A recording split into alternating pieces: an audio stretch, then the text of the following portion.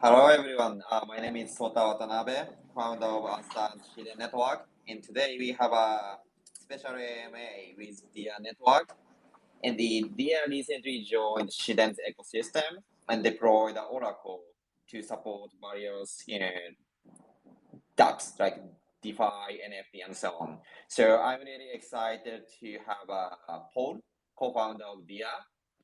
So yeah, could you introduce yourself, Paul?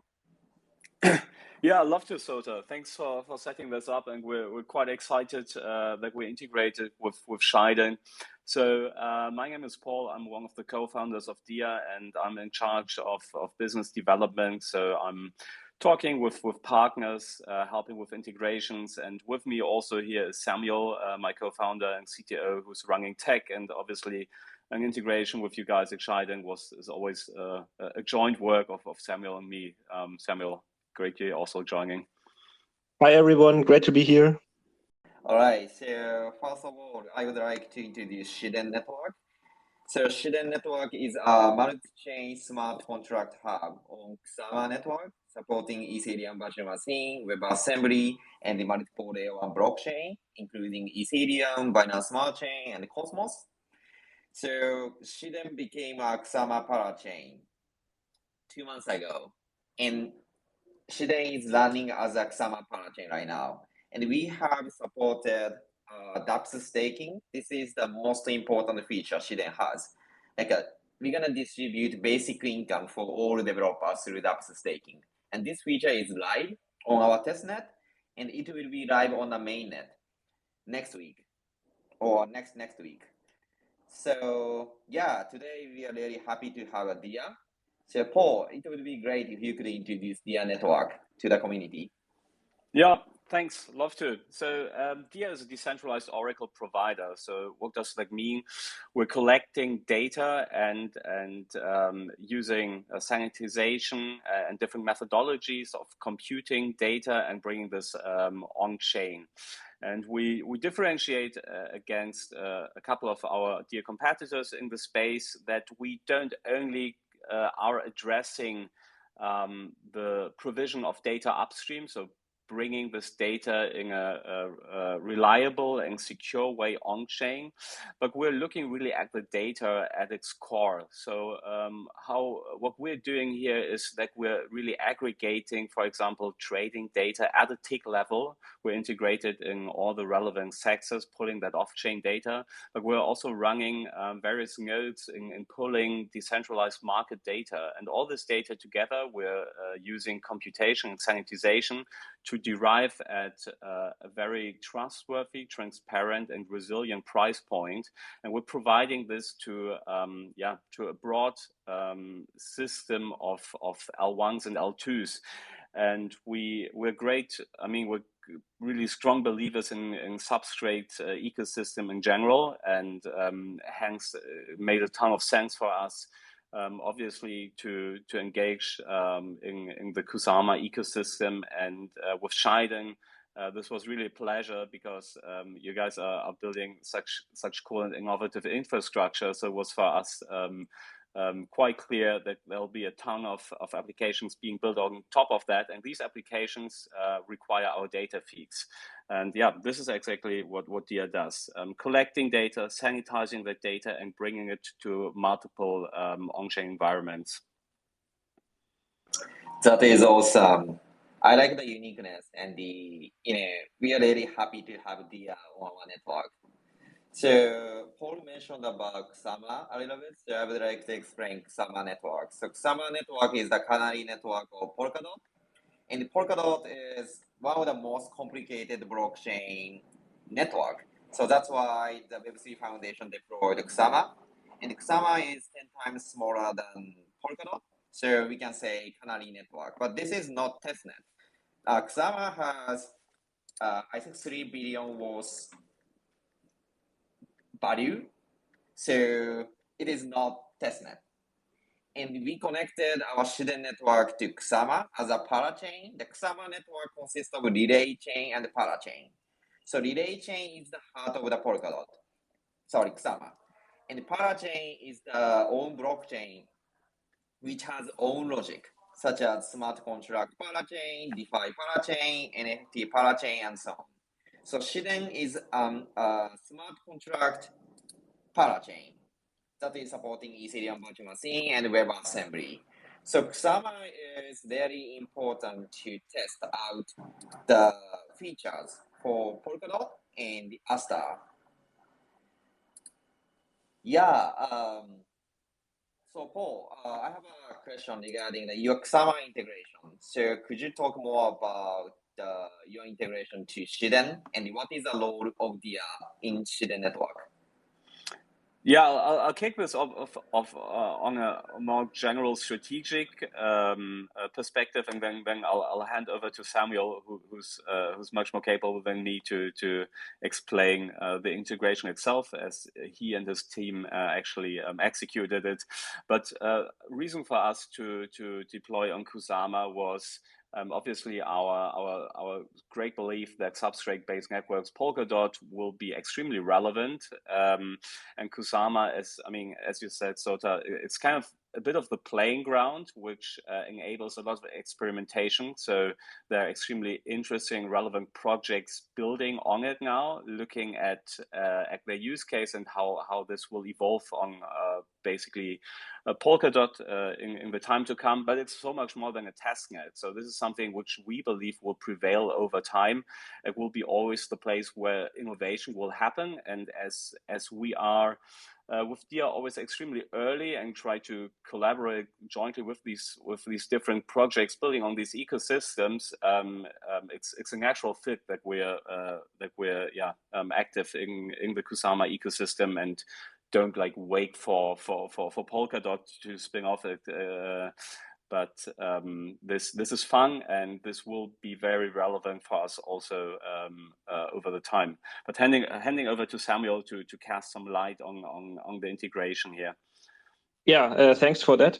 So I think the most notable thing in our integration is that we are using the EVM-based interface to deploy our smart contracts that are already in heavy use and have already been tested and audited on other chains, like where we come from, where we really have a lot of experience in operating these reliable.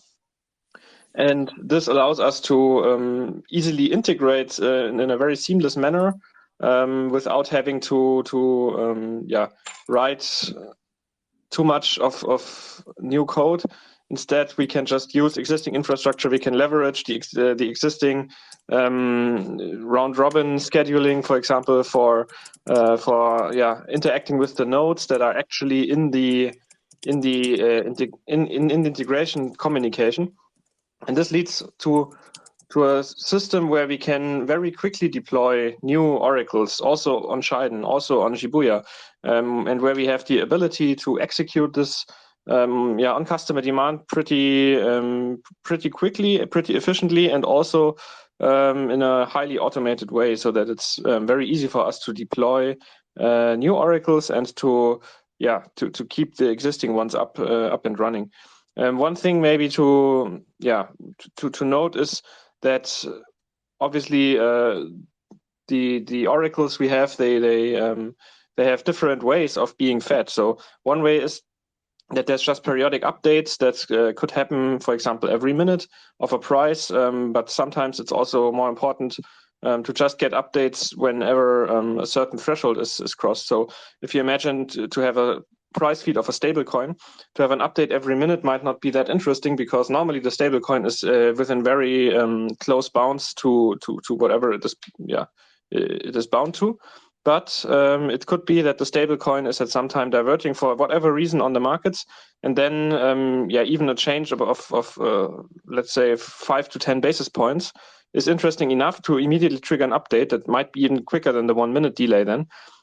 So we are having different ways to update the oracle and to basically keep the price feeds up to date as is needed by the dApp. So this is always something we find out together with customers.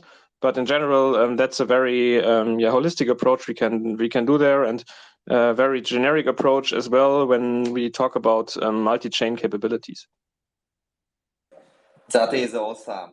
Yeah, I would like to know more about your multi-chain strategy. So I think you have already deployed on Ethereum and the Polkadot, and are you going to deploy the other network as well? Yeah, I think we deployed already on a bunch of networks. We're also, for example, on Near. We have a couple of deployments we already did, which are in testing, and we're working with dApps building on top of that. We haven't announced yet, but we're covering, I think, a vast majority of the relevant EVM-based ones. So also Polygon, BSC. But we're integrating also in different EVM non-compatible L1s. So if you're a project who wants to go well beyond Ethereum or EVM-based networks, do reach out to us. There's a very high likelihood that we can provide you with this feed natively on these networks.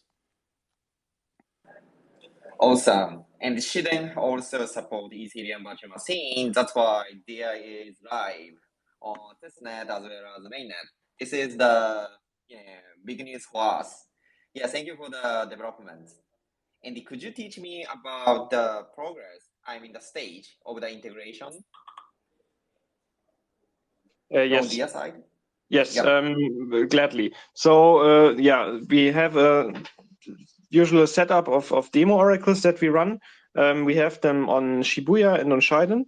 We're currently building out the last edges so that everything runs smoothly.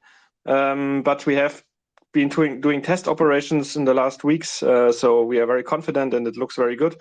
So we are currently finishing also documentation that everything is live and that we can show it to everyone, and then it will be available to the world with our demo oracles, and also customer specific oracles will also be possible to use then.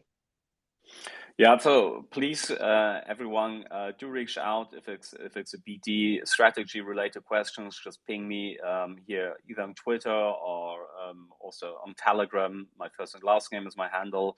If you have a tech specific one, you can hop in our Discord, and Samuel and his team will be gladly to help you there with the integration. Cool. Yeah, and the DI is already deployed on Shiden and also Shibuya, which is our testnet, and we are making the tutorial how to use DI on Shiden, and it will be added to our documentation. So yeah, I think this page will be ready in a week or two. So yeah, I'm going to share the latest updates on our Twitter as well as DI's Twitter. So follow our Twitters. All right, cool. So yeah, we got several questions from the community. So I would like to ask the one by one. So the first question is why is the new integration relevant for Shiden? Sorry, this is not might not be good. Yeah, can you Yeah, start? I'm happy to give a bit of perspective here. So, what we see in early emerging networks is that dApps are deploying there who usually would want their token price and they need some other relevant asset prices. And this is something where I think we're uniquely positioned to enable these dApps to actually deploy the product built on a resilient and reliable price feed, because we are fetching market price data on so many different networks, being it the native ones or being it Ethereum or SEX-based market data. And we jointly can really define how do we calculate a price for an underlying assets from which markets. We're looking at the volatility of the asset, at the trading volume, to build a resilient feed. So this is why we believe that will be a good support and building block for dApps deploying on Shiden and also other networks, is because we're able to really design with the dApps the specific price feed they need and push that on chain. And we're pretty fast in doing that and have quite some experience. That is awesome. So my second question is, there are a lot of oracles such as the Chainlink or Band Protocol. So could you talk more about the DA's uniqueness? I think everyone is curious about it. Yeah, so I think we differentiate on certain levels, and I think one very relevant aspect is really that we don't only look at bringing pricing data on chain in a resilient, reliable way. This is absolutely critical. And this is something also our competitors, as we do try to achieve in the best possible way. With quite some experience and gathering outage in the past due to our good infrastructure, but we go way beyond that because it's important that infrastructure is able to provide that data on chain. But it really matters what are you pushing on chain, and we believe one needs to understand exactly where does data come from, what has been done with the data in order to derive at a data set you can trust and you can use in an application. And for this reason, this is a huge differentiator. We don't buy data at providers, no matter how good they are. We want to understand where does each and every trade or whatever data set it is come from, and then we can apply our proprietary methodologies to adjust. And this is basically what I just explained before. For example, if we have a long tail asset for a new emerging dApp, but the asset price is really relevant, so the dApp works. There's no way for us to say, hey, there's not enough volume. No, we're looking really, how do we source the data from different markets? We deploy, for example, volume-based average methodology, and we're looking at the time frame we're taking into consideration, and then we're pushing this on-chain. So this is really where we differentiate, that we don't generically push some data on-chain, but we really understand where does data come from. And then we compute it in the best possible way for the application. So this is a clear differentiator on the product side. Apart from that, we are just built in a decentralized manner also when it comes to the community. So we're engaging heavily when it comes to building the product, getting feedback from the community. As DIA is a DAO, this has been from its initiation, I think, a core driver and made the product as it is today. That's great. Do you have any comments, Samuel? Yeah, maybe one thing that's also interesting, I think, is to see that a lot of the competition always focuses on like the big names in the price feeds, especially when we're talking about price feeds.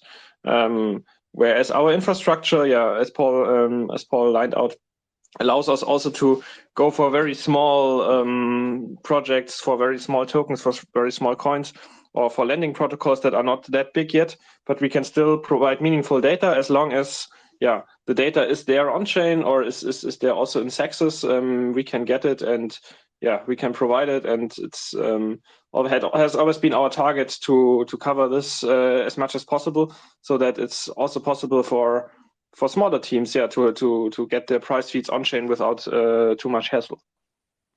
Yeah, exactly. I think it's fairly easy to get a resilient Bitcoin price feed, Bitcoin US dollar price. I think a lot of other ecosystem players are doing a very good job there. But as Samuel said, when it comes to the more complex prices, and you don't want to rely on a time-weighted feed from one DEX, which brings a lot of attack vectors, I think we're uniquely positioned to serve these partners. Yeah, that makes a lot of sense. So regarding competition, in the Polkadot ecosystem, we have some smart contract hub, and we would like to also mention about the difference between Shiden and others. So Shiden is also supporting WebAssembly and as well as Ethereum virtual machine. So we're gonna make them interactive. So we are supporting two different virtual machine on a single parachain. So this is the first one. And second one is dApps staking. People can stake their token on network, like proof of stake, as well as dApps. So you can stake your token on DIA. By doing so, DIA and you can earn staking rewards from block rewards. So this means by making contract or by making Oracle, you can earn token. On the other hand, let's say if you are developing on something on the top of other parachain or Ethereum, you have to pay the gas fee. And gas fee is very expensive in terms of Ethereum. And you cannot get anything from Ethereum protocol and from the other parachain. But in case of Shiden and Asta, you can earn token from block rewards while making Oracle, while making smart contract. So this is very unique feature only Shiden and Asta has in our ecosystem, in a Polkadot, even a blockchain entire ecosystem. And also we are making bridges right now. So we are going to connect Shiden network to Ethereum in a Binance Smart Chain, Cosmos, and so on. And in terms of like a Polkadot ecosystem, I think DIA has already deployed on other parachain as well. So my next question is why Polkadot and why now from DIA's perspective? Yeah, I think, Polkadot, there has been some focus obviously over the time, but we're really transitioning into a phase where actually stuff gets built.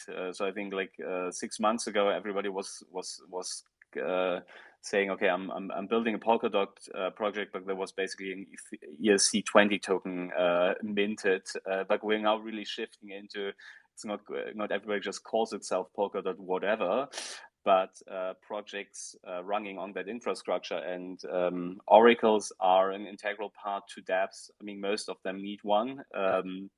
So for us, it was kind of a logical step to be early, because we like to work with the teams who are building new and cutting edge infrastructure, and this is happening right now. So we try to be basically as soon as a network starts, and we thankfully, as we have this great collaboration with you guys, who were able to be early on, providing these resilient feeds to the dApps now to build on top of it. And I mean, this worked. This worked great with the Shiden community, with the dApps, with great conversations, and we saw that we provide value. So I think timing was good. We try to be as early as possible, and we're willing to work within an environment. And Samuel and his team basically navigate also with some unknowns initially, but I think this also creates this great ecosystem. Maybe one comment to add there is what I think is a crucial development for this ecosystem to grow that quickly that we see now, is that more and more bridges are coming up, and that's something you mentioned as well, Sota, that you're going to do that even more, because even a few months ago, when bridges were kind of new, it was very interesting to see how quickly certain EVM compatible chains were gaining traction as soon as there was a significant bridge to bridge over some of the tokens, and then suddenly you could see, okay, now someone has bridged some DEX protocol, some yield protocol, and so on. And I think the appearance of bridges was kind of the missing building block to really gain traction in these at least in these EVM compatible chains. And of course, the fluctuation of gas prices, but this has been an issue since forever. So I think this wasn't the main tipping point. I think the tipping point really was the bridges, and that they're coming up. So this is also a great category of products, and I'm really looking forward to seeing more variety and more innovation in the bridge space in the next months. That's awesome. I'm really excited about your progress and development. Cool. So we still have 5 minutes. So let's ask the question. The community members, we have 50 or 60 members right now. Do you have any other question? If you have, please raise hand. So I'm going to give you a permission. That's awesome. This has been some really good insight. Personally, I had partaken in the Shiden Network parachain. So congratulations on winning your slot. It is awesome. I have done a little bit of research on Dia Network and Dia Oracle and what they can provide as an alternative to Chainlink. And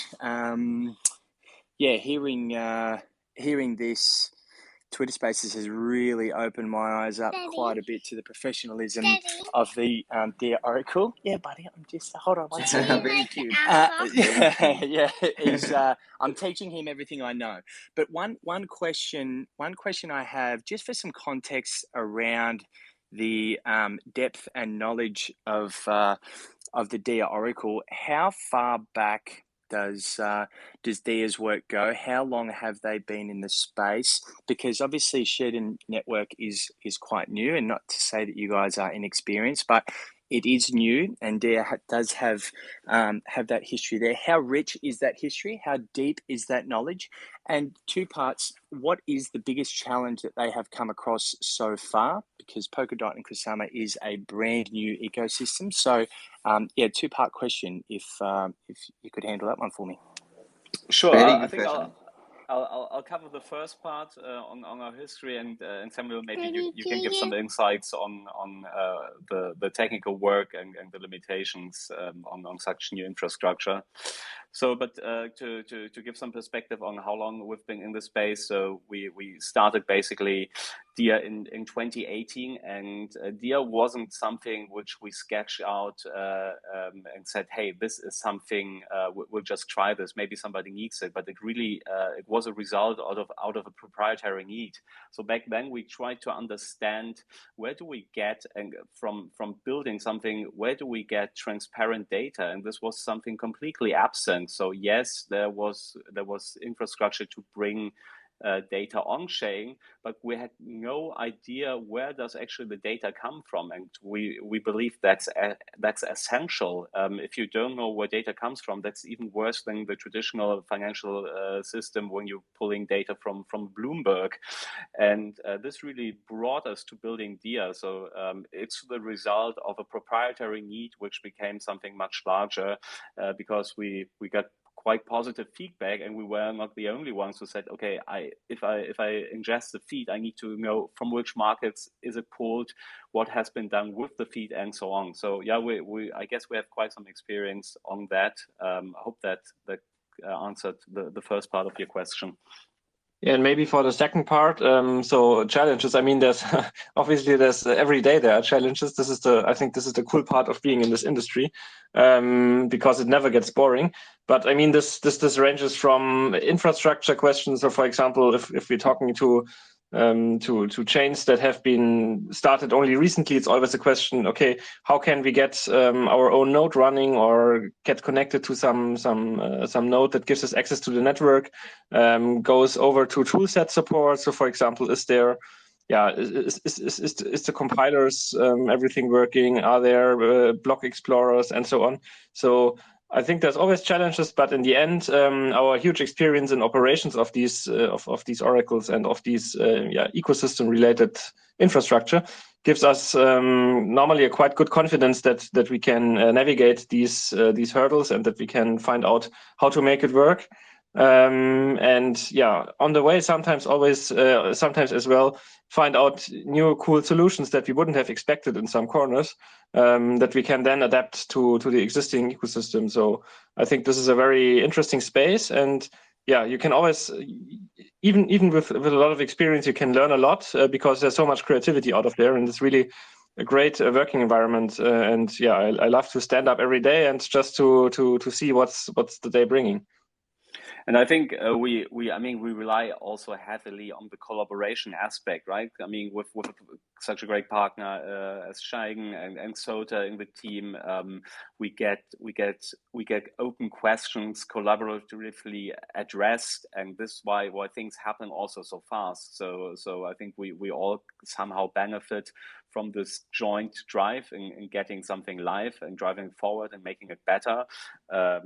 And this is why it's also so fun to be so early, as Samuel said, deploying something within an infrastructure, I guess, which hasn't been around for years, but which is quite new.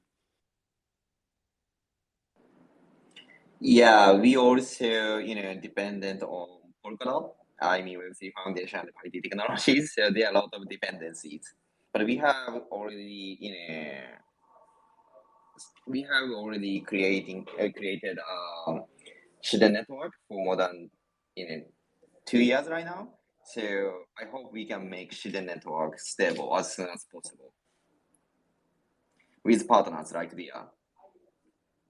I hope we answered the question. So yeah, do you guys have any other question?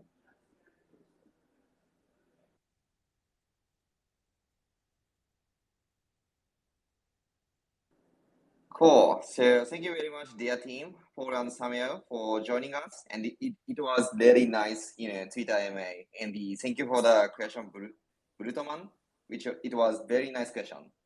So do you guys have a last word from Dia?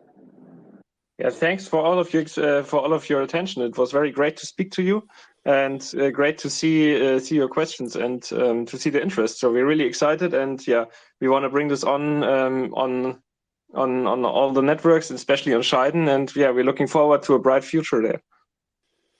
Yeah, thanks everyone for joining in, and especially the Shine team and Sota for hosting this today with us. And again, if anybody is building on Shiden, is looking for an Oracle, just reach out to Samuel or myself. We're happy to help.